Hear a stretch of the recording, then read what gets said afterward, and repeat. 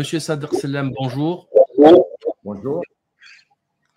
J'ai vraiment un grand plaisir à vous recevoir aujourd'hui dans notre émission pour parler de l'émir Abdelkader à l'occasion de l'exposition du MUSEM qui a commencé au mois d'avril dernier, donc jusqu'au 22 août 2022. Hein, c'est le musée de Marseille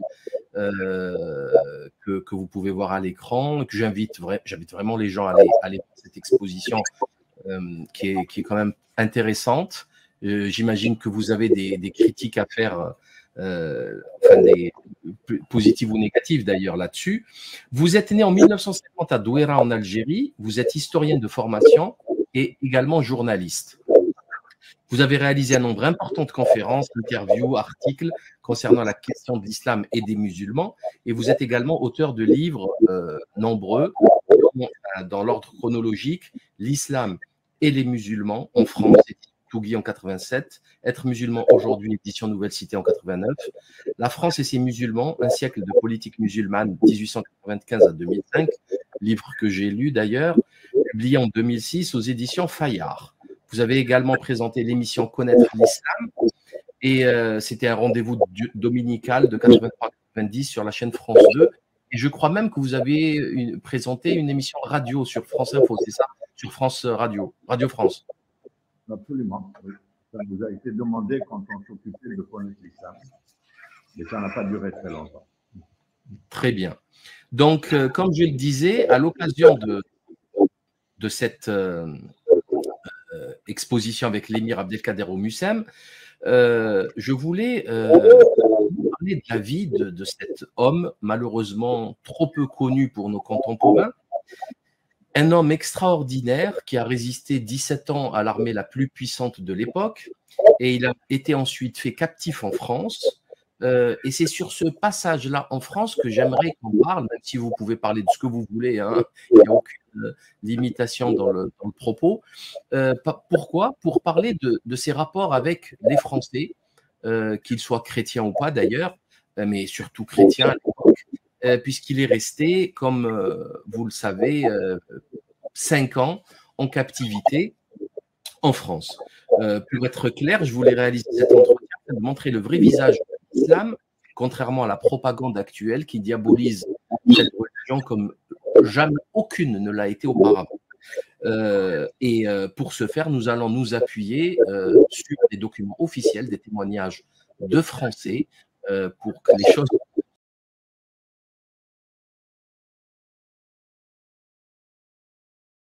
La vandalisation d'une sculpture de l'émir à Amboise, et c'est assez triste, Monsieur Selam, il avait été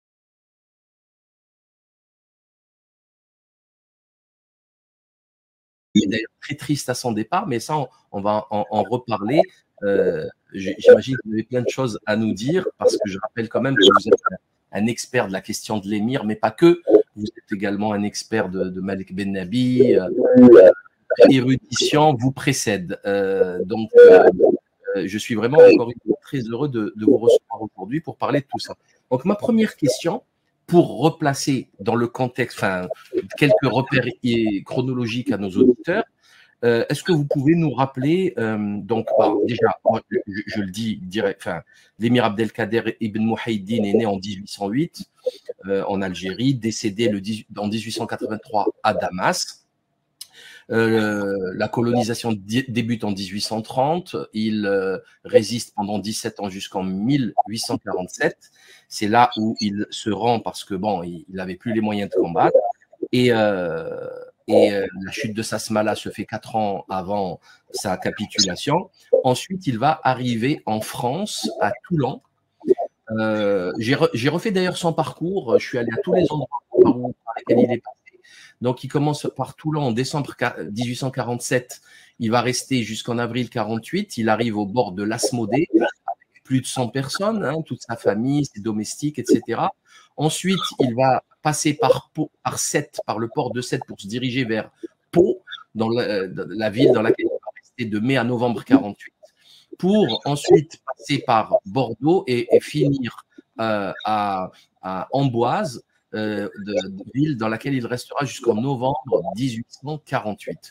Vous allez pouvoir trouver toutes ces scènes de peinture au Mucem de ce trajet, et là notamment son embarquement dans un bateau à Bordeaux pour aller sur Amboise.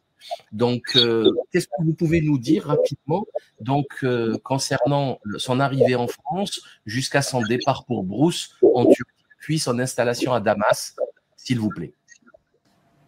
Alors, je vous remercie de cette occasion de participer, en tant que musulman algérien, musulman de France, à ce grand débat sur les mémoires liées à la colonisation.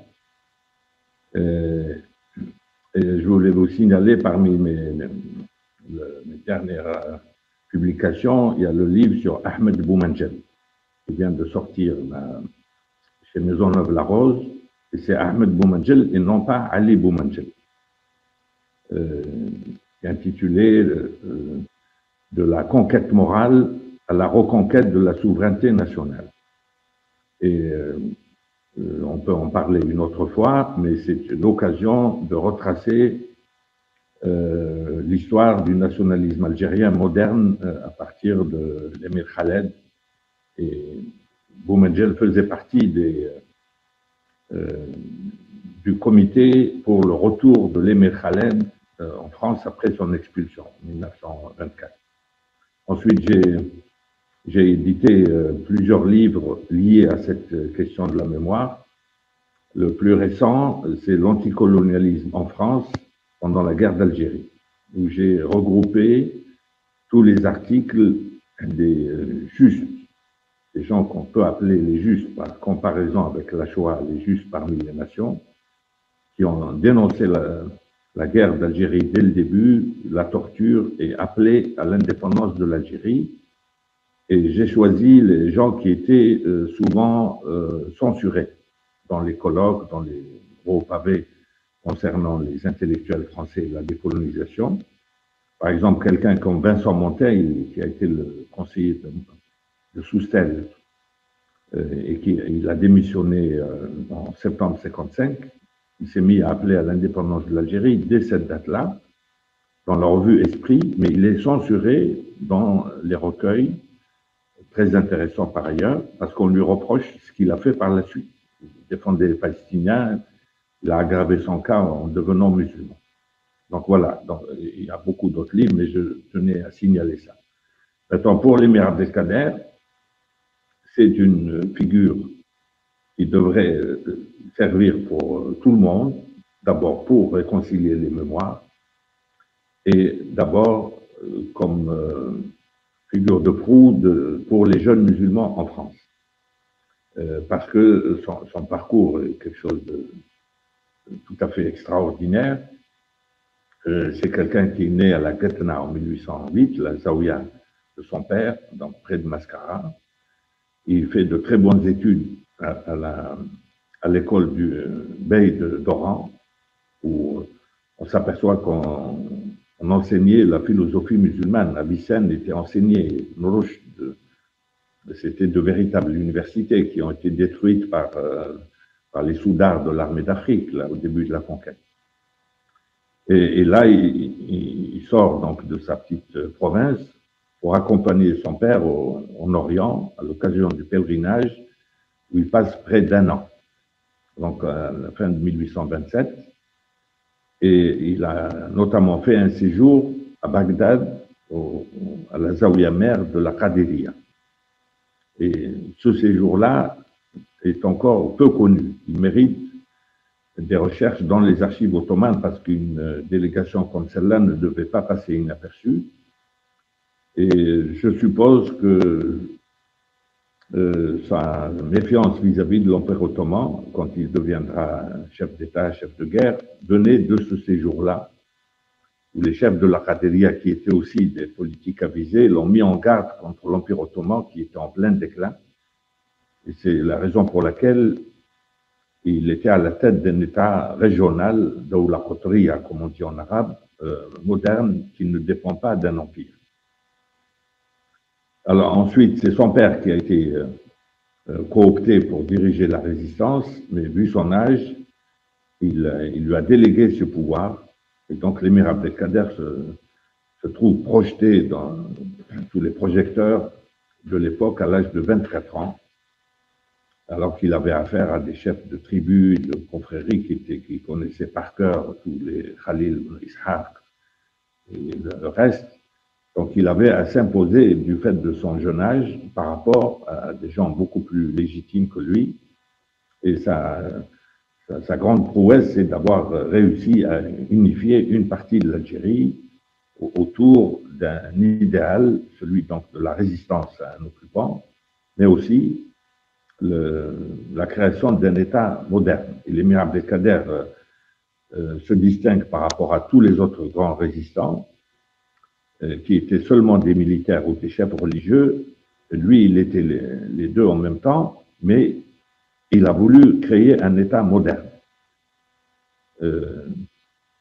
Rester attaché bien sûr à l'islam, et cet État, reconnu 2 fois par la France, au moment du traité des Michel et au moment du traité de la Tafna, a été détruit par la France. C'est ce qui a amené Raymond Aron à écrire « La France a commis au moins un étacide en Algérie », c'est-à-dire détruire un État. Génocide, c'est détruire le genre humain. Et donc, il a montré toute sa virtuosité, ses capacités d'adaptation à la guérilla. Il a compensé l'infériorité numérique de ses réguliers qui ne dépassaient pas de 10 000 hommes en maintenant une relation avec la population qui lui fournissait des moussabilines pour les besoins d'une opération, puis ils reviennent à leur labour ou à leur sommeil. Il a été vraiment le précurseur et le grand technicien de la guérilla. D'ailleurs, l'émir Abdelkrim disait qu'il s'était inspiré de l'exemple de l'émir Abdelkader, et Mao Tse-tung, à son tour, a révélé qu'il s'était inspiré de l'expérience de l'émir Abdelkrim. Et ensuite, il ne voulait pas continuer à fatiguer donc la population qui était matée, réprimée, parce que c'était une première manifestation de la guerre totale.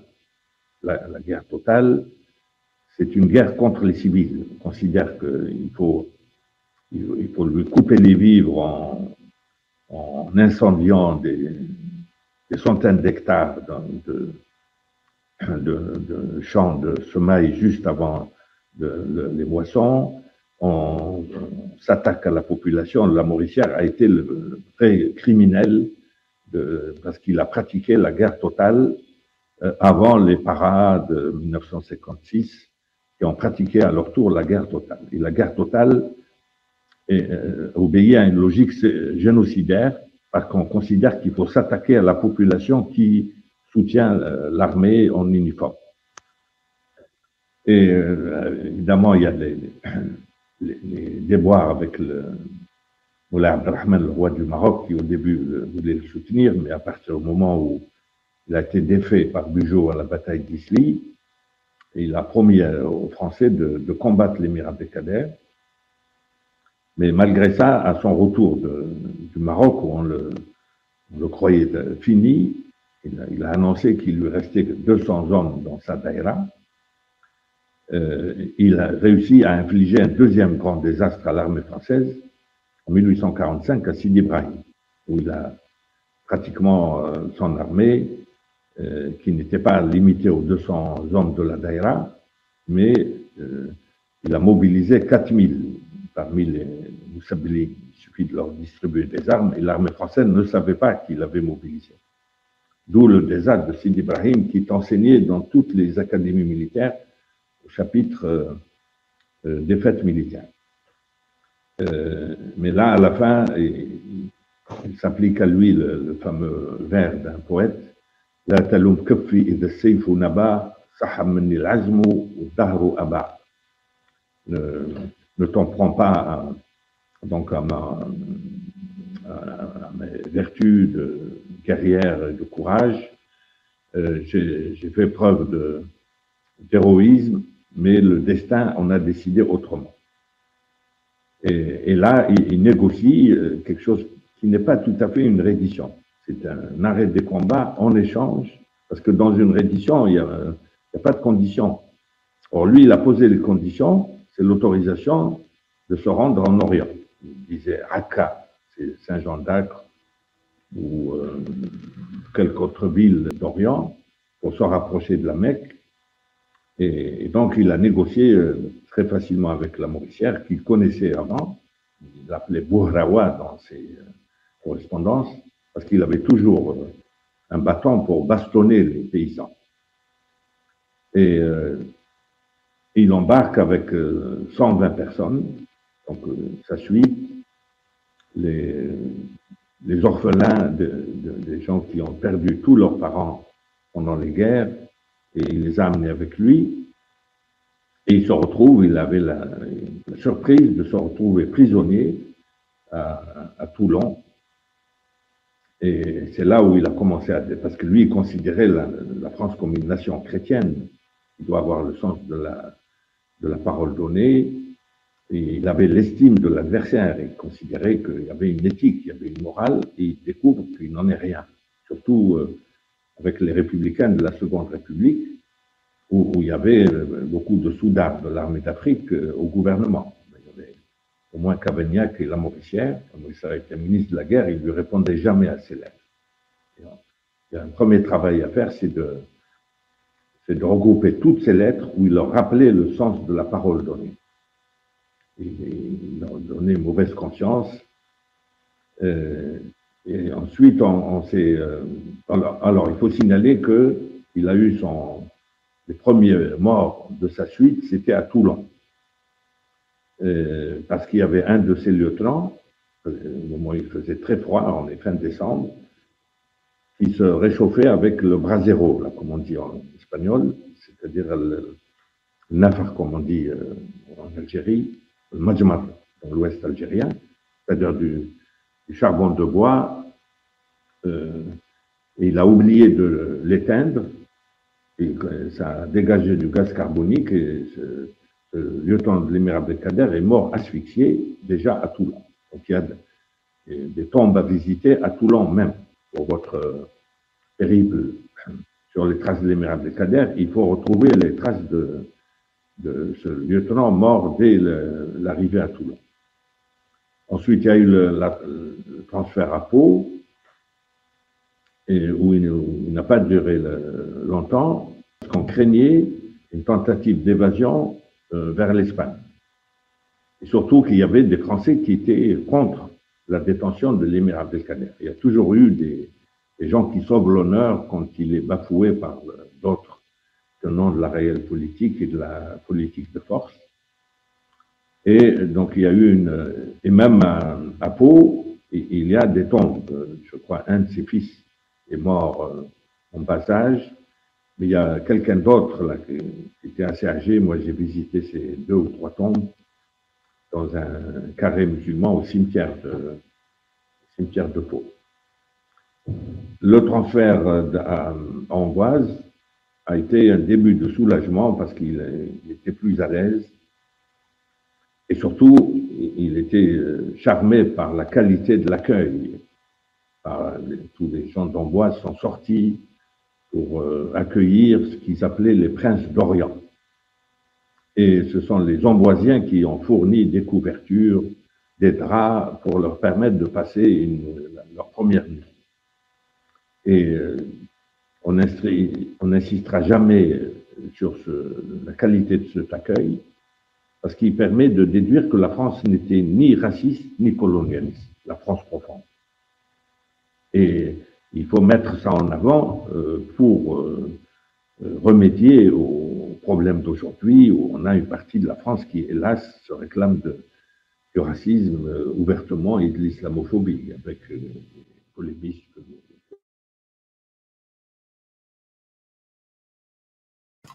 Ensuite, ensuite, il va quitter, donc il va rester à Amboise jusqu'en 52. Il est arrivé en novembre 50, sur l'embarcadère qu'il a amené à partir de Saint-Nazaire. Donc, il découvre que le curé d'Amboise avait étudié l'arabe comme première langue au lycée de Tours, ce qui lui permettait de dialoguer régulièrement avec lui.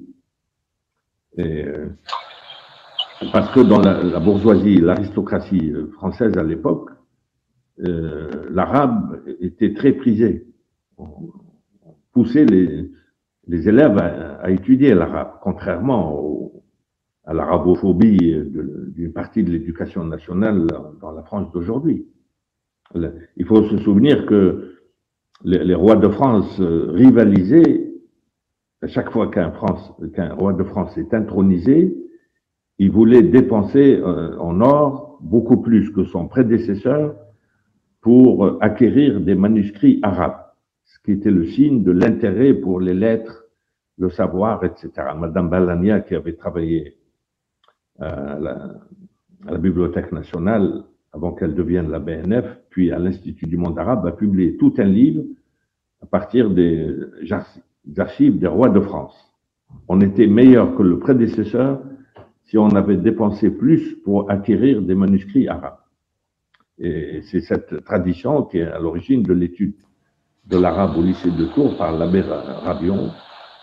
Et l'émir Abdelkader passait des demi-journées à discuter avec lui de la sourate 19 de Marie, du Christ dans le Coran, des prophètes.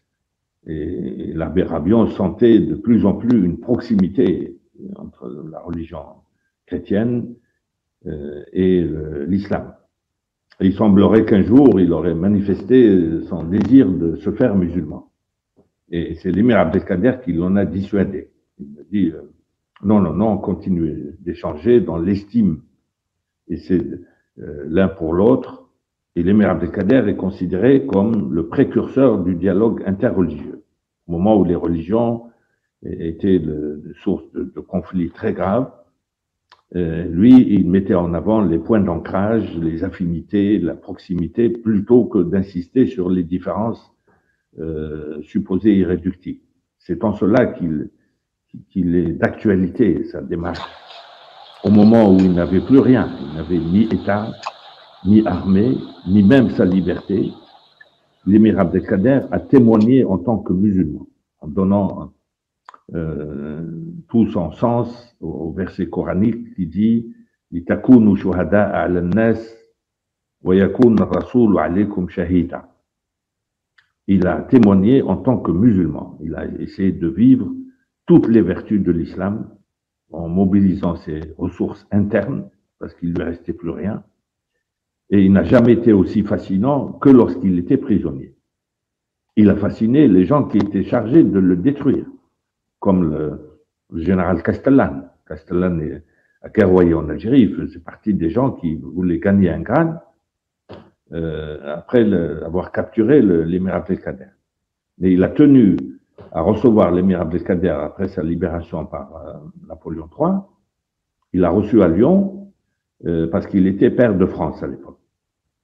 Et l'émir Abdelkader a passé 2 jours à Lyon. Ça a fait l'objet d'un livre publié par le père Christian Delorme, qui a trouvé les PV dans les archives de l'archevêché de Lyon.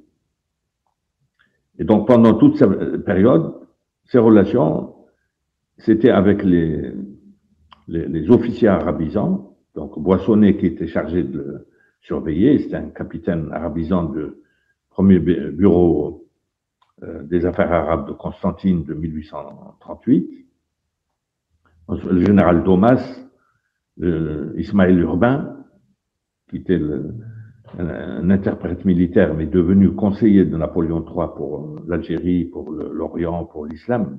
Il était l'apôtre du royaume arabe. C'est grâce à lui que Napoléon III a dit l'Algérie n'est pas une colonie, mais un royaume arabe, où il voulait faire revenir l'émir Abdelkader pour qu'il y ait une sorte d'État associé avec une autonomie interne. Les projets de Napoléon III sur le papier étaient très intéressants, mais la défaite de Sedan a empêché leur réalisation. Ça a donné une autre forme de colonisation sans les connotations positives, négatives qu'elle a eues par la suite. Et Et surtout, l'émir Abdelkader avait comme vis-à-vis les ecclésiastiques catholiques, notamment Monseigneur Dupuch, qu'il avait connu en Algérie et qui avait négocié des échanges de prisonniers via les Hadjout. On a échangé ces prisonniers au marché du lundi à Boufarik. Dans la liste des cavaliers qui ont remis les prisonniers, j'ai des gens de ma famille, de Ouled Mendil. Nous sommes à côté de Douera, Ouled Mendil, et toute notre petite tribu a combattu aux côtés des Hadjout jusqu'en 1843. Et quand il est revenu à Bordeaux, Monseigneur Dupuch continuait à aller voir l'émir Abdelkader, auquel il a consacré un livre à ce moment-là, pour dire tout l'intérêt qu'il avait à échanger avec l'émir Abdelkader. Et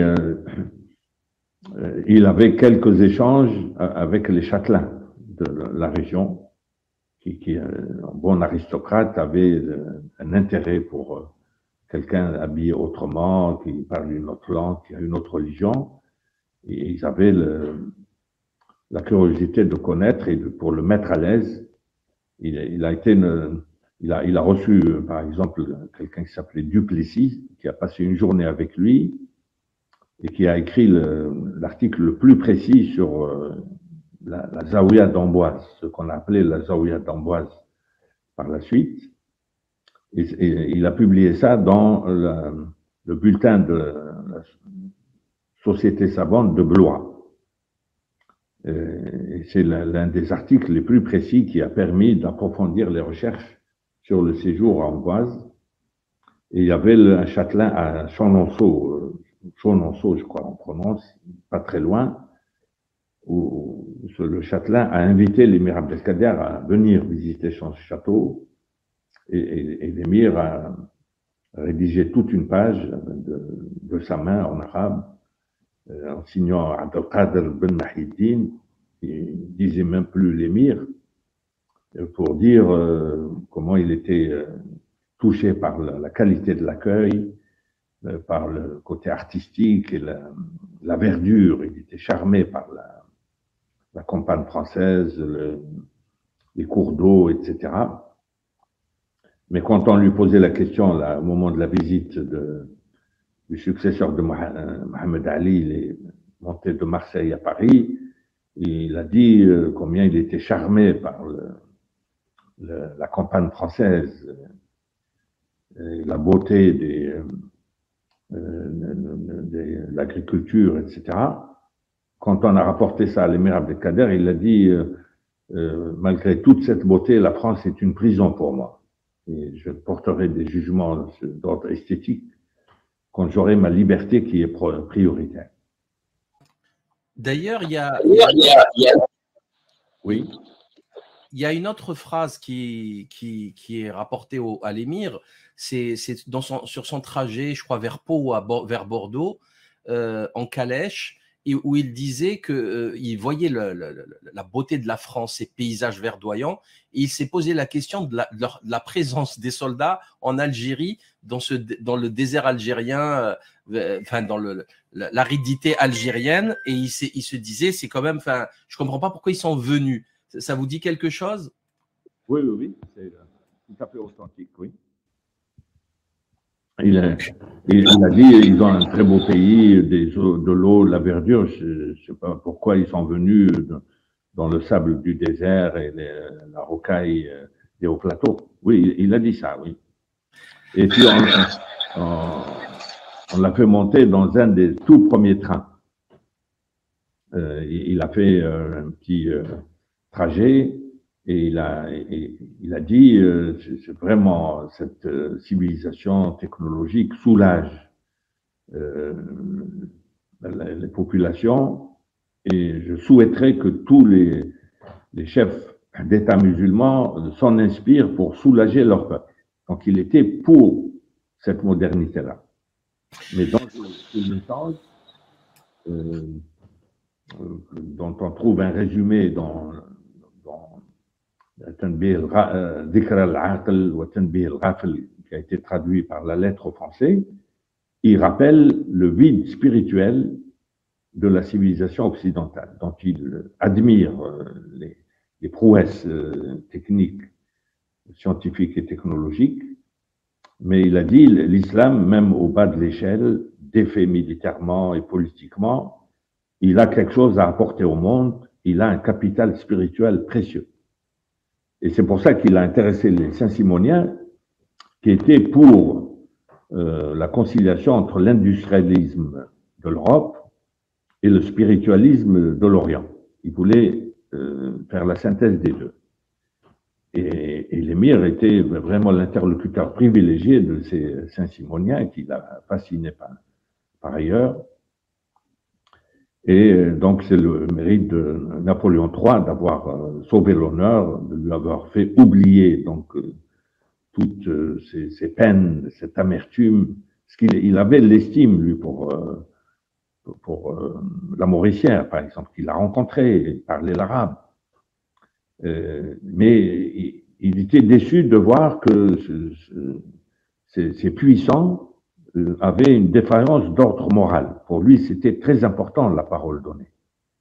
D'ailleurs, lui, Massignon, toute sa carrière a été sous le signe de respect de la parole donnée. Ça vient de là. Il a dit, nous avons donné notre parole à l'islam en 1830, il faut la respecter. Et Napoléon III, évidemment, parce qu'il y avait un courant qui était déjà à Pau, favorable au retour de Napoléon III, qui était pour la libération de l'émir Abdelkader déjà à Pau. Et donc Napoléon III a donné raison à ce courant et il est venu le libérer. Et je suppose qu'au Mucem, il doit y avoir ce tableau-là sur la scène de la visite de Napoléon III à Amboise, où on montre la mère de l'émir Abdelkader avec son voile blanc, en train de faire le baisement à Napoléon III. Or, ça, c'est un peintre qui a lu les journaux, qui n'y était pas. Il a supposé que ça s'est produit comme ça. Or, c'est l'inverse. C'est Napoléon III qui était élevé à l'anglaise, qui a fait le baisement à la mère de l'émir Abdelkader, si l'on en croit le fils de l'émir Abdelkader dans son livre Tuhfatul Za'ir, où lui, il figure sur le tableau, il avait peut-être 10-12 ans, et il a dit, c'est l'empereur qui a fait le baisement à ma grand-mère et non l'inverse. Donc, vous voyez comment on vit un peu d'approximation, de supposition. Et au moment où il a libéré, l'émir Abdelkader a promis de ne pas combattre la France de Napoléon III, puisqu'il l'a libéré. Et il ne s'est pas engagé à renoncer au combat pour la libération de son pays, il ne l'a jamais quitté jusqu'à son dernier souffle. On a toutes sortes de preuves. Et évidemment, alors après il est parti, il a commencé, si vous voulez, quand on a son livre majeur là, sur le soufisme, il a qu'on a traduit par le livre des haltes, Kitab al-Mawaqif. Il y a une seule halte qui mentionne Amboise. Donc il a commencé cette méditation à Amboise, où il se contentait d'un enseignement général sur l'islam pour tous les membres du groupe. Là, les jeunes, c'est lui qui leur donnait des cours, par exemple en commentant la Aqidah Snoussia. C'est un livre sur le Tawhid, écrit par un théologien du sud-ouest algérien, le Cheikh Snoussi du XVe siècle. Mais il a commencé à approfondir à la fin de son séjour à Amboise, et après l'intermède de Brousse, il a quitté Brousse après le tremblement de terre, et je crois qu'il a été reçu par le sultan Abdelmajid, ou en tout cas il a des échanges de lettres avec lui. Dans une des lettres retrouvées aux archives ottomanes, il reconnaît la qualité de grand moujahid, Hajj Ahmed Bey, celui qui a résisté à Constantine, mais en se réclamant de l'autorité de Sultan Mahmoud, que l'émir Abdelkader ne se réclamait pas de l'Empire ottoman. Et une fois à Damas, il avait un budget pour acheter tous les manuscrits, notamment d'Ibn Arabi sur le soufisme, et il s'est consacré à cette méditation du Coran, qui est un genre tout à fait à part, parce que lui, il commence dans l'introduction par dire ce n'est ni de l'exégèse coranique, le tafsir, ni du hadith, ni du kalam, ni du fiqh, mais j'aborde les sujets qui intéressent les ahl adwaq, les hommes de goût au pluriel. Zawq, ça se traduit par la gustation, c'est un mot-clé du lexique du soufisme et de la mystique musulmane. Zawq, c'est quand on a une élévation qui permet de goûter et d'apprécier la proximité divine. On a le sens de la présence divine. Zawq. Et s'il l'utilise au pluriel, c'est le zawq au sens esthétique. Et c'est pour ça que ce livre est essentiel, parce qu'il rentre dans la catégorie de l'adab au sens large, l'adab al-akhlaqi ou l'adab soufi. Et c'est un livre qui a été délaissé pendant des décennies par les orientalistes, parce que le chef de l'orientalisme à l'époque s'appelait Louis Massignon, qui s'intéressait surtout à Hallaj et à Wahdat al-Shuhud, et il était prévenu contre Ibn Arabi qui parlait de Wahdat al-Wujud. Et même cette formule, il y a eu malentendu sur son sens. On a accusé, soupçonné Ibn Arabi d'avoir adhéré à un panthéisme, mais les documents qu'on a trouvés récemment au Yémen montrent que non. Il était fidèle à sa aqida, la profession de foi, qui est inspiré du tawhid musulman, sans aucune autre ambiguïté, de confusion entre l'humain et le divin. Mais Massignon a ramené le Kitab al-Mawaqif du Caire en 1938, où il a été imprimé pour la première fois, mais quand il a vu la référence récurrente à Ibn Arabi, il n'a pas voulu l'étudier, d'où les retards des études académiques sur l'émir Abdelkader. L'émir Abdelkader est omniprésent dans l'histoire militaire, tous les généraux français reconnaissent sa bravoure, sa qualité de stratège, un technicien de la guérilla, mais il n'est pas encore entré, comme il le mérite, dans le domaine des études islamologiques. Malgré les efforts de Nigril ou de celui qui a à Strasbourg, Geoffroy, et le commissaire actuel de l'exposition Mussem, c'est Bouyardan. Ils ont fait avancer les études sur l'émir Abdelkader en tant que penseur musulman de très haut niveau, mais ça mérite d'être poursuivi, notamment par les jeunes musulmans instruits qui devraient prendre en charge ce travail-là. Alors justement, si vous permettez de revenir sur son parler rapidement de Bruce, c'est en Turquie, donc il va rester très peu de temps à cause du tremblement de terre, il va quitter pour se retrouver à Damas, et à Damas il sera quand même, il retrouvera quand même une facilité de la vie quotidienne, il aura les moyens de s'occuper de toute sa famille et ses amis, et ça sera quelqu'un de très puissant, de très respecté. Et en juillet 1860, il va se passer un drame. Plusieurs milliers de chrétiens sont assassinés par des Druzes Et bon, c'est une histoire bizarroïde, hein, où il y a des manipulations étrangères, etc. Et l'émir Abdelkader va se mettre en danger. Il n'est pas chez lui, je le rappelle, hein, il est en Syrie. C'est pas chez lui la Syrie. Il est là depuis pas très très longtemps non plus. Et il va sauver, certains disent, hein, on parle donc, de milliers de personnes. Dans ce livre que vous retrouverez au MUSEM, Alexis Dallès parle de 13 000 chrétiens syriens qu'il va garder dans ses demeures, dans ses grandes maisons, et qu'il va empêcher les Maghrébins, les Algériens qui sont partis avec lui les soldats, c'était des soldats, c'était des guerriers, il va leur demander de les protéger. Donc c'est une histoire qui a fait le tour du monde. Les États-Unis lui ont donné le nom d'une ville dans l'Iowa, je crois, qui s'appelle Kader. Alors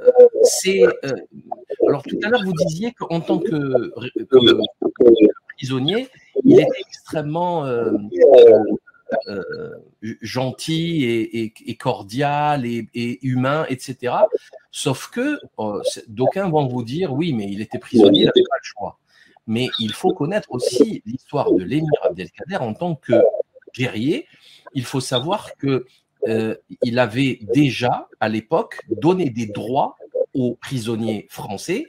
Et notamment, il est allé tellement loin que lorsqu'on lui ramenait un prisonnier français en bonne santé, il récompensait ses soldats. Et s'il était maltraité, il subissait le falara, un châtiment corporel. C'est-à-dire que pour lui, à l'époque de sa grandeur, hein, de sa puissance militaire, de ses victoires, eh bien, il respectait les règles de la guerre. Et ce que la Mauricière, malheureusement, avec les enfumades, les emmurades, vous l'avez bien expliqué, ne respectait pas du tout. Donc, on a eu déjà plusieurs parjures.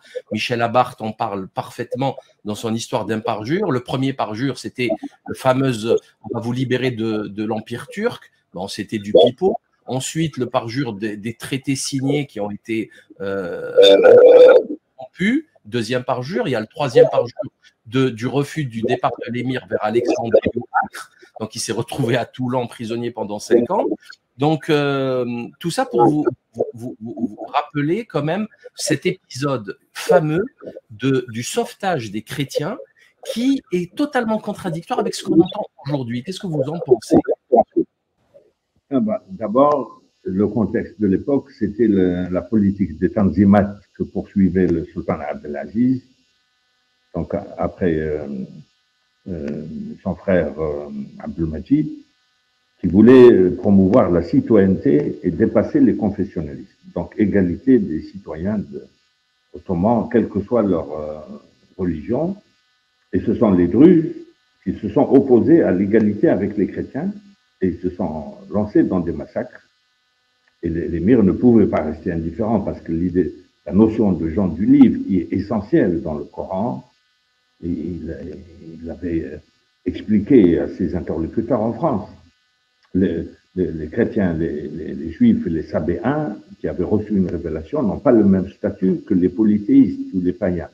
Ils ont des droits. Ils ont été admis dans la cité musulmane par le prophète à Médine, dès la Sahifa de Yathrib. Et donc, c'est sa connaissance de ce passé prophétique qui l'a amené à prendre la défense de gens innocents et qui étaient victimes de fanatisme. Et il a sauvé donc ces 12 000 ou 13 000 en coopération avec des consuls européens, notamment le consul de France, qui à la fin lui a dit son étonnement. Il lui a dit, vous comprenez pas, vous nous avez combattu pendant 16-17 ans, et là vous sauvez des chrétiens comme nous. Il a dit, vous n'êtes pas venu pour prêcher l'évangile en Algérie. Si vous étiez venu pour ça, moi je vous aurais soutenu. Vous êtes venu en conquérant. Mon devoir c'était de vous combattre. Mais là, des innocents massacrés, mon devoir de musulman c'est de les défendre. Et donc il a fait preuve. Au début, quand il a reçu les médailles, les félicitations du monde entier, il a dit, je ne mérite rien de tout cela. J'ai fait mon devoir de musulman. C'est à ce titre qu'il voulu donner l'image de ce qu'est l'islam authentique, de quelqu'un qui n'a pas de trône, qui n'a pas d'armée, qui n'a pas d'État, mais qui n'a que sa conscience de musulman. C'est le côté le plus attachant dans la conduite de l'émir Abdelkader. Mais il y avait l'émir Abdelkader, quand on lui a proposé d'être revenir en Algérie à la tête d'un royaume arabe ou d'être le vice-roi de Syrie, il a décliné en disant « Moi, je me consacre à l'adoration de Dieu, à la méditation du Coran », mais il était resté un fin politique, contrairement aux apparences. Alors, ce qu'on ne sait pas, c'est que quand il a sauvé les chrétiens, il a pris la tête de 500 cavaliers armés jusqu'aux dents, recrutés parmi les 6000 combattants qui avaient quitté l'Algérie par voie terrestre et ont suivi Ben Salam, qui était le lieutenant de l'émir Abdelkader en Kabylie. La France les a autorisés à partir, il y avait 6000 qui étaient jeunes, et qui étaient de très bons soldats. Il a été jusqu'à la Bekaa, au Liban, pour rencontrer le général de Haute-Poul, qui est devenu ministre de la guerre après, mais qui commandait un corps expéditionnaire français dans la région. Il lui a dit « Nous savons que vous cherchez des prétextes pour occuper Damas. Le prétexte qui vous a été fourni, c'est le massacre des chrétiens. Je les ai sauvés. On n'a pas besoin d'une intervention française à Damas. Mais si vous persistez à rentrer à Damas, vous aurez affaire à ces cavaliers et à ceux qui sont encore à Damas. » C'est le guerrier qui parlait. Et il a été dissuasif pour le général français. Et puis la France a fini par occuper, par rentrer à Damas par la suite. Mais lui, il ne voulait pas qu'on crée un conflit entre lui et le sultan ottoman. C'était un des projets des conseillers spécialistes de la question d'Orient de Napoléon III, c'était de détacher la Syrie de l'Empire ottoman en nommant l'émir Abdelkader vice-roi, comme ça avait été le cas de l'Égypte avec Mohamed Ali comme vice-roi. Il a décliné ça. Il restait attaché à la solidarité musulmane, malgré son premier refus de rattacher son État à un empire. Et ce qu'on ne sait pas, on sait encore moins, c'est que tout à fait à la fin de sa vie, il a adhéré à l'association créée à Paris, au 6 rue Martel, dans le 10e arrondissement, qui s'appelait l'Urwa al-Wufqa, par Jamal Din Afghani et Mohamed Abdou. Quelques mois avant sa mort, l'émir Abdelkader a envoyé son adhésion et celle de ses enfants qui étaient en âge de faire de la politique. Or, l'Urwa al-Wufqa, c'est pour la résurrection, la renaissance de tout l'Orient qui était assoupi et considérait le soufisme comme un moyen d'endormir la population. Donc, ça donne à méditer à ceux qui veulent enfermer l'émir Abdelkader dans le soufisme, en ayant tendance à présenter le soufisme comme une autre religion, différente de l'islam, pour avoir la paix sur les accusations de Keppel et compagnie, tout musulman qui réfléchit, lit les journaux, etc., est soupçonné de comploter contre la République. Et donc, si vous voulez, cette tendance de se démarquer de l'islam politique conduit à s'abriter derrière le soufisme en le présentant comme une autre religion.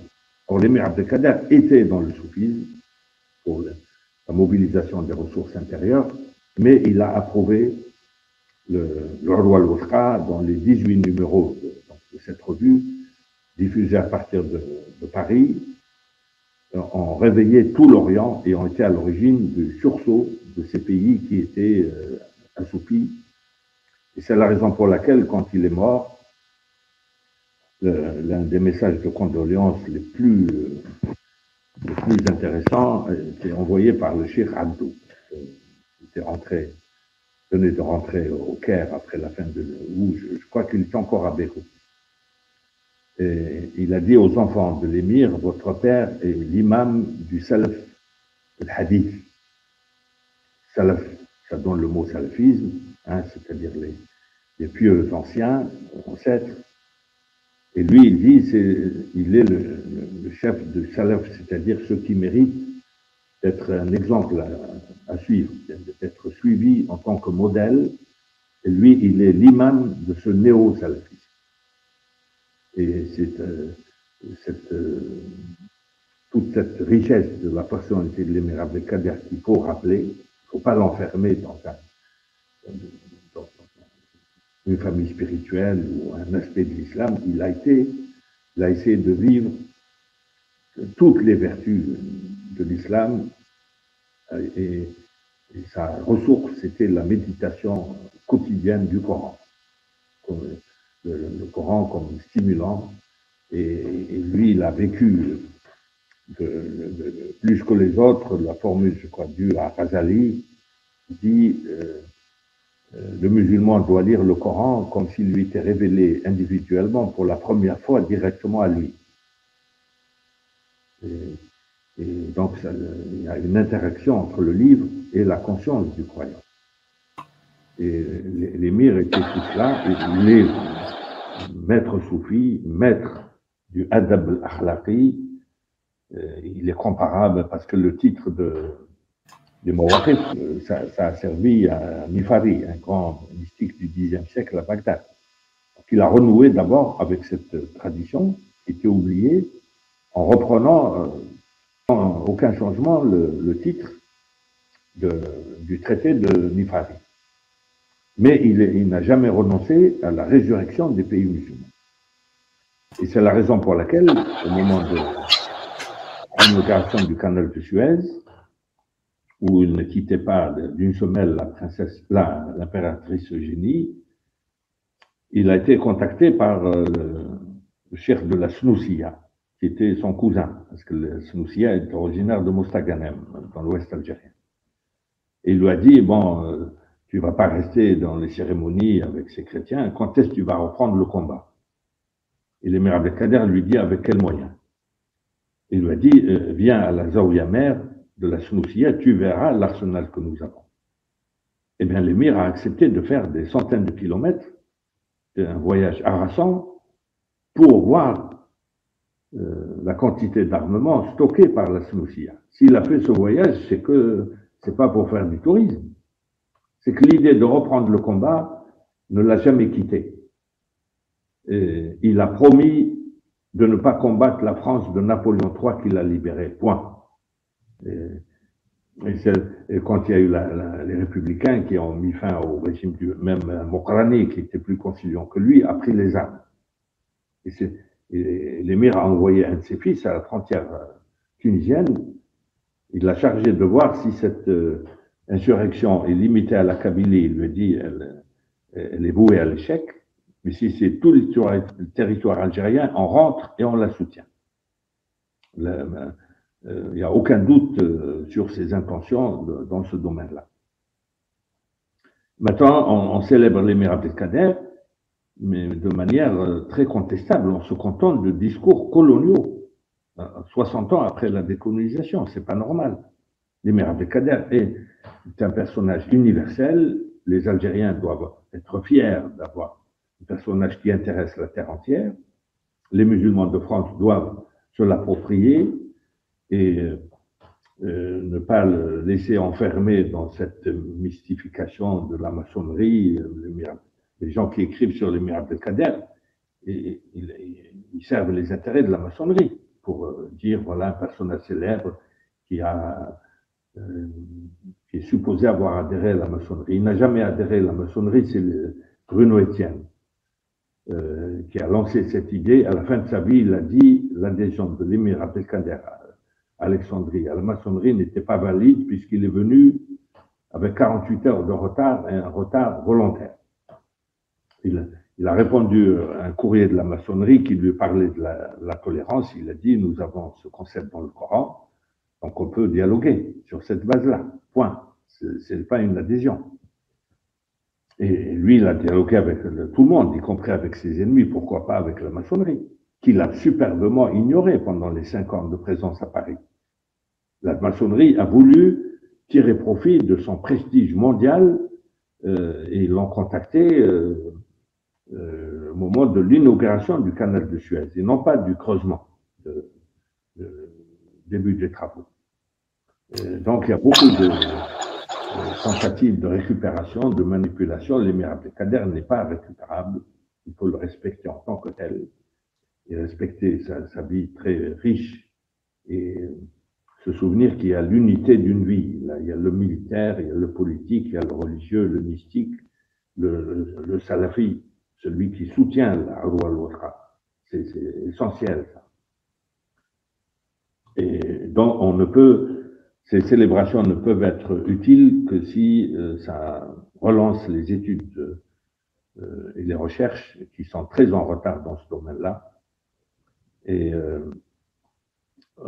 il faut se souvenir que l'idée d'une statue à Amboise n'est pas quelque chose de nouveau. Il y a la statue de Cacheroux, qui a été inaugurée en 1949 par Nejlen, le spécialiste de la fraude électorale. Et Nejlen, dans ses discours vivants qui sont sur Internet, il n'a fait que paraphraser les militaires français comme Hazan. Le sous-titre de son livre sur l'émir, du fanatisme musulman au patriotisme français. C'est un titre faux. L'émir Abdelkader n'a jamais été un fanatique. Il n'a jamais été un patriote français. C'est l'ami des Français. Lui, en tout cas, il croyait à cette amitié, même si la réciproque n'était pas toujours évidente, parce que l'ami, on ne le met pas sous contrôle jusqu'à la fin de sa vie. L'émir Abdelkader a écrit 1000 pages de souvenirs. Ça a été confisqué par le consulat français de Damas. Alors, qu'est-ce que c'est que cette amitié qui rapporte à l'ami supposé d'être mis sous sa surveillance au point de lui confisquer des textes supposés historiquement incorrects? Et on peut faire progresser les études sur l'émir en envoyant 2 ou 3 boursiers pour étudier le manuscrit qui y a à Istanbul. C'est le grand historien algérien Saad Allah qui l'a découvert, il lui a consacré un article, et qui se termine par un souhait de voir ce manuscrit étudié à fond. Et ce souhait est resté sans effet jusqu'à maintenant, mais il n'est jamais trop tard pour bien faire. Et quand on nous dit que l'émir Abdelkader était le plus grand ennemi de la France avant de devenir le meilleur ami, c'est faux. Combattre la France coloniale, c'est pas être un ennemi de la France. Il a combattu la barbarie coloniale, des criminels de l'armée d'Afrique, des Soudards. Il n'a pas occupé la Vendée ou l'Auvergne ou la Provence. Là où il aurait été un ennemi de la France, mais il l'aurait jamais fait. Il a dit, moi je suis pas un homme de guerre, on m'a acculé, je suis obligé de défendre ma religion, ma patrie, etc. Et le plus grand ennemi devenu le meilleur ami, c'est un discours colonialiste. Et c'est un discours qui arrange les gens qui ne veulent pas la condamnation de la barbarie coloniale par la France historique, comme disait Giscard. Ceux qui considèrent comme ennemi celui qui a combattu la colonisation sont bloqués. Et ils ne veulent pas de condamnation de la colonisation par la France officielle. Et on ne peut pas avoir ce blocage. D'ailleurs, si vous permettez, rappelons quand même que l'armée d'Afrique, 30 ans avant, était en train, même pas, enfin oui, 30 ans avant, était en train de massacrer les Vendéens, les Provençaux qui refusaient la révolution. Donc, c'est des génocides, hein, les Vendéens, c'est des centaines de milliers d'enfants, de femmes qui ont été trucidés par Robespierre et toute sa clique. Donc, ça aussi, il faut le rappeler. Il faut rappeler également, j'ai adoré le livre de Pierre Péan, Membas sur Alger, et du pillage du trésor de la régence d'Alger, qui n'est pas rentré dans les caisses du trésor à Paris, mais dans les caisses de Charles X, qui voulait se refinancer sa campagne électorale. Donc, il y a quand même plein de choses qui sont à dire et à rappeler aux Français. Moi, ce que j'ai beaucoup aimé au MUSEM, dans l'expo, c'est toute cette correspondance de l'émir avec l'abbé Rabian que vous pouvez voir, avec des termes, mais vraiment d'une profonde amitié, ici, c'est avec l'archevêque Morlot. Là, c'est un Anglais, Charles Vane de Londonderry, qui a fait des gros dégâts en Angleterre en prenant position pour l'émir. Ici, c'est les Palois qui, donc la comtesse de Barbotan, alors ils ont monté un comité pour la libération de l'émir. Ici, vous avez les Palois qui sont dégoûtés que l'émir parte parce qu'en fait, ils perdent un ami et en plus, ça avait créé une certaine comment dire, dynamique au niveau du commerce parce qu'il y avait beaucoup de gens qui venaient le voir. On a en fait la démonstration de cette amitié. Alors, regardez ici la correspondance avec la sœur Saint-Maurice. C'est quand même énorme. Donc, il faut arrêter de nous raconter des bobards. Là, c'est l'abbé Louis Rabian, c'est la correspondance avec l'abbé. Vous avez ici la correspondance avec des poèmes adressés à l'archevêque François Morlot. Quand il va quitter Amboise, l'émir va offrir un luth à l'église d'Amboise qui est toujours visible aujourd'hui. Donc, comment peut-on dire, et là je trouve vraiment votre propos très très pertinent, de faire la différence totale et entière entre l'armée coloniale criminelle qu'ils ont envoyée, et d'ailleurs c'était la gauche à l'époque et pas la droite qui l'a envoyée, et les Français ne voulaient pas envoyer leurs enfants mourir si loin pour une cause qui était un peu obscure pour eux. Et c'était la gauche universaliste qui voulait civiliser les barbares. Et on lit dans le livre de Michel Abarth que les Français, à l'époque, il y avait un très très gros pourcentage d'analphabétisme, et alors que les Arabes, les musulmans, apprenant le Coran par cœur et très tôt, ils étaient à plus de 80%. Il a recensé le nombre d'écoles, de lycées, d'hôpitaux, d'universités. Ça aussi, c'est un autre mythe de la terre vide, de la terre des barbares qu'on peut coloniser. C'est le mythe qui perdure aujourd'hui. Et en fait, l'émir, il détruit tout ça. Cette propagande islamophobe qui fait croire que l'islam est anti-tout, surtout anti-chrétien, avec Boko Haram, bien sûr, aujourd'hui, des genres de malades mentaux qui fonctionnent au Captagan, qui sont manipulés par des États et par des sociétés du type CIA et compagnie. Et on essaie de faire porter sur le dos de l'islam et des musulmans des dérives ponctuelles, alors que l'histoire entière nous démontre l'inverse. Et c'est ça l'émir Abdelkader, en fait. Il faut féliciter les organisateurs de l'exposition du muséum, le Perle de l'Orme et Bouillardin. Moi, j'ai une seule objection, c'est que ils ont oublié les universitaires algériens. Il y a 60 universités ou plus en Algérie, de très bons chercheurs sur l'émir Abdelkader. On leur a préféré des hommes politiques, un sénateur tout à fait respectable, nommé au titre du tiers présidentiel, qui s'est fait accompagner par la ministre de la Culture, alors que Bouillardin est un très bon chercheur, ses interlocuteurs naturels, ce devraient être des chercheurs.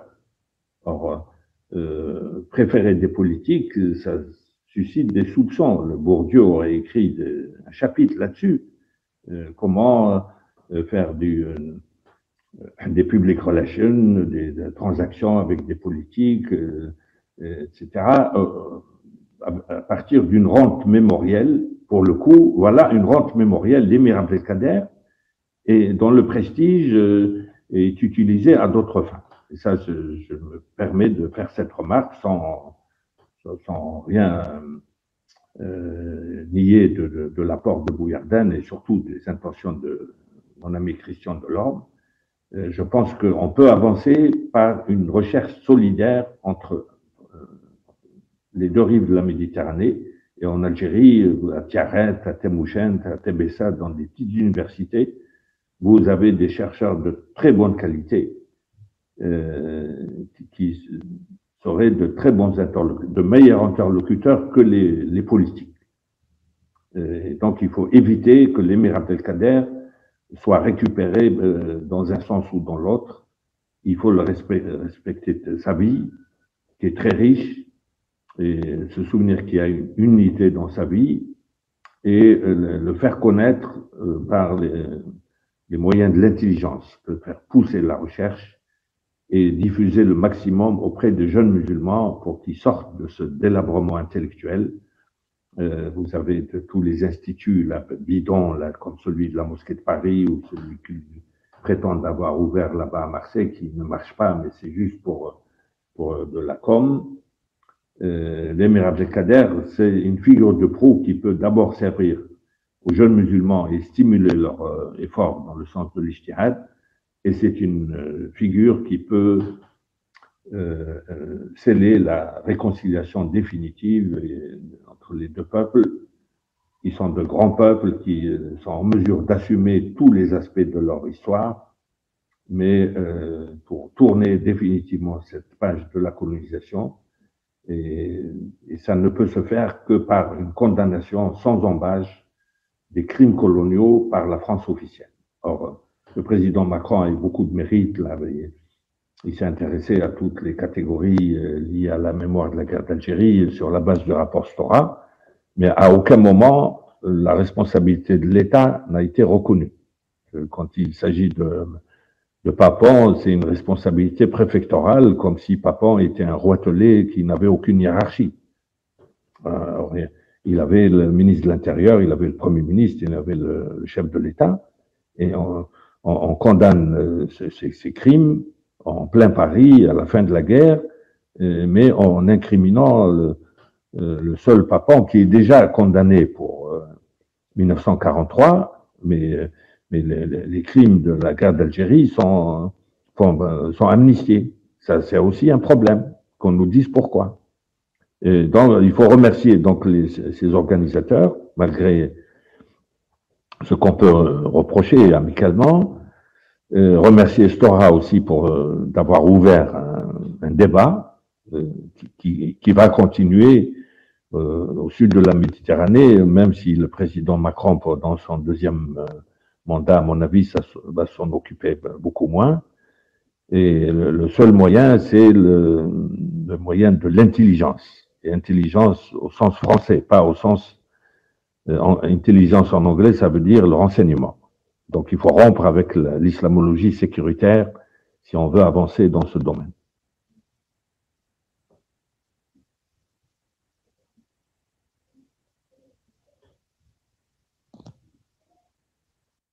Là je n'entends plus.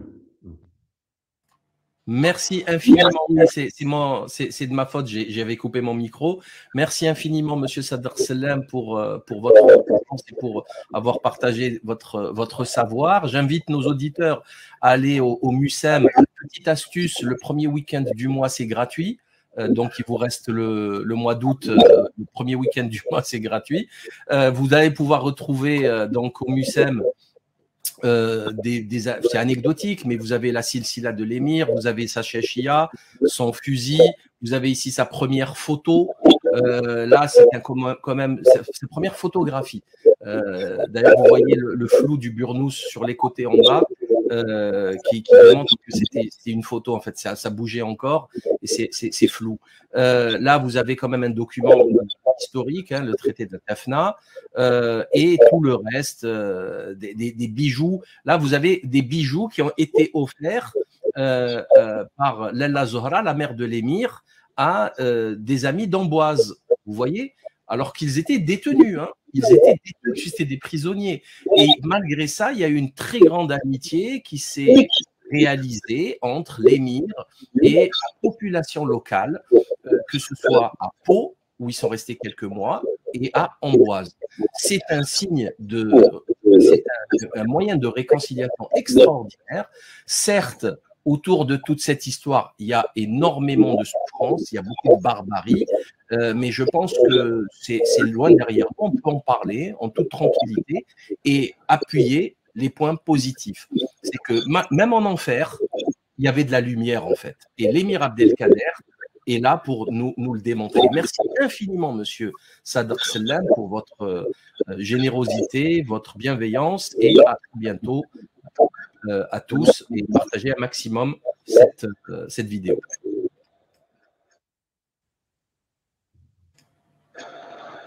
Oui, monsieur Sellam, vous avez dit quoi? C'est moi qui vous remercie, et je souhaite le maximum de visites à cette exposition qui doit être un point de départ et non pas un aboutissement, parce que ça stimule la réflexion, ça incite les gens à en savoir plus. Et comme dans toute intervention, dans toute conférence, dans tout cours, ça ne peut être réussi que c'est le point de départ d'une démarche qui devrait conduire à ce que nous souhaitons tous, c'est la réconciliation définitive entre les peuples algériens et français, mais en étant vigilant concernant les révisionnismes historiques et les usages des rentes mémorielles à des fins qui ne sont pas celles que souhaitait l'émir Abdelkader. Et moi, j'insiste sur le fait que l'émir Abdelkader doit intéresser d'abord les jeunes musulmans en France. Et ça peut être l'occasion de les sortir de l'état d'élabrement intellectuel résultant des sabotages d'une demi-douzaine de projets d'instituts présentés par Jacques Berck, Harkoun, Merad, Abdelmajid Torki. Ça a été saboté et ça continue jusqu'à maintenant. Je vous cite un seul exemple. Vous avez les aumôniers militaires musulmans qui veulent enseigner la religion musulmane à leurs nouvelles recrues. Et les contenus de foi, le Ulum Diniya, ça ne peut être enseigné que par des musulmans croyants. Or, comme il n'y a rien du tout en dehors des bavardages comme ceux de la Grande Mosquée de Paris, où il n'y a rien du tout comme enseignement, l'aumônerie militaire musulmane a été obligée de signer un accord avec l'école pratique des hautes études, où on a des islamologues de haut niveau qui ont des thèses sur le Coran qui valent ce qu'elles valent, mais elles ne font pas partie de la foi musulmane. Il y a eu un conflit entre un de ces profs qui a dit « Quand vous êtes chez moi, vous oubliez que le Coran est une révélation ». Et le chef des aumôniers a rompu le contrat. Il a dit, les aumôniers sont des imams, on n'est pas venu pour ça. Et donc cet épisode est accablant à la fois pour les prétendus représentants de l'islam en France, pour les instituts bidons, on en parle uniquement à la télévision, mais il n'y a absolument rien, et pour l'islamologie française, cette catégorie d'islamologues qui ont des idées, et ils veulent les diffuser maintenant parmi les musulmans croyants. C'est une prétention sans borne qui est contraire à la laïcité, à la loi de 1905, et qui est à l'opposé de la tradition universitaire musulmane, française, de Massignon jusqu'à Jacques Berck, jusqu'à Laouste. On étudie l'islam tel que le conçoivent les musulmans. On ne vient pas leur imposer de ne plus croire à la révélation coranique. Et l'émir Abdelkader, ça peut être l'occasion d'abord de signaler ces carences-là, qui sont la honte des pseudo-représentants de l'islam, qui sont très bavards, seraient contents d'être devant les télévisions, d'être reçus au ministère de l'Intérieur, mais du point de vue réalisation, ils ne voient absolument rien. Et il faut s'inspirer de l'émir Abdelkader qui enseignait la Aqida Snoussia à Amboise, dans la Zaouia d'Amboise, comme l'a nommé le regretté Ben Issa Khalfa, qui a rédigé toute une thèse là-dessus, qui porte ce titre, mais qui est mort malheureusement avant la soutenance, sous la direction du professeur Denis Cri. Voilà, donc je vous remercie de cette occasion, et j'espère qu'on en aura beaucoup d'autres, parce que les sujets ne manquent pas. Avec grand plaisir, cher monsieur Sellam. Merci infiniment. Ce sont des propos d'une grande sagesse à cette jeunesse qui est noyée dans les TikTok et autres Skyrock et dans une perte de temps assez spectaculaire. Allez vous instruire, allez vous prendre connaissance de ce personnage. Ça ne pourra que ramener du bien, du positif à nos sociétés. malheureusement un peu trop décadente à mon goût. Merci infiniment à tous et à très bientôt. À bientôt. Au revoir.